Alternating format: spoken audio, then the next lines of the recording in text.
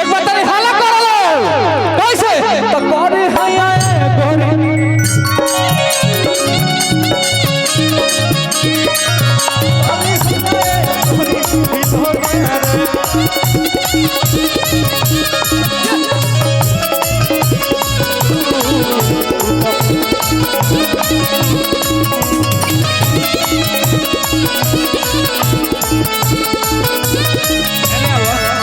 बहुत प्यारा भाव है मैं आजकल लड़की जानते बड़ो बुझत नहीं से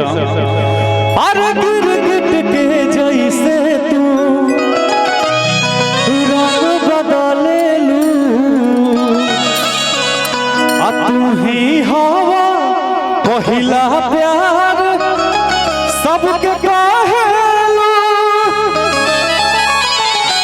तमाम मंच पे कलाकार बने ठीक ना तैसे भूमिका नहीं बना डायरेक्ट गावत का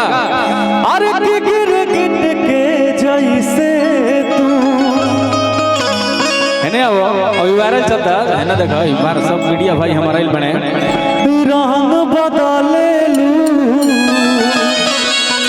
तू ही हवा पहिला प्यार सबके कहेलू कैसे अरे गिरगिट के जैसे तू रंग बदले तू ही हवा पहिला प्यार सबके कहेलू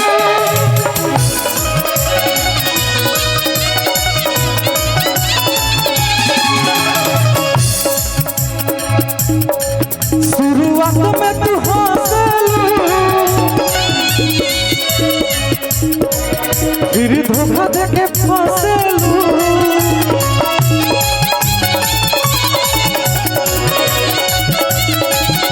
शुरुआत में तू हंसलू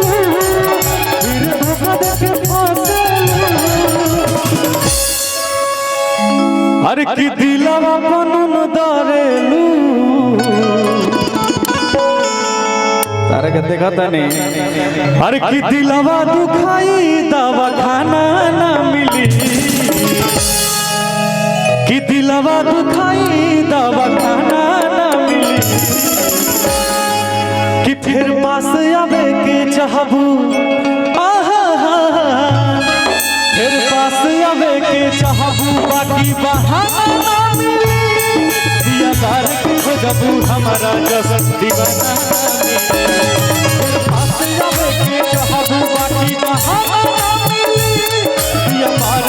जबू हमारा दीवाना मिली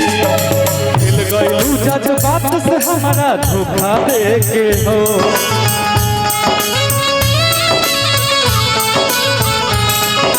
गलती कहिल रही तो देखा तू मौका दे के हो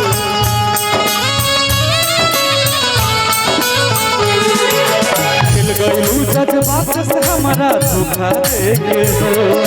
गलती कहिल रही तो देखा तू मौका दे के हो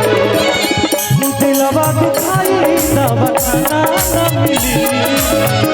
दिलवा दुखाई दवा खाना ना मिली फिर पास आवे के चाहबू बाकी बहाना ना मिली दिया बार के खोजबू हमारा जसन दीवाना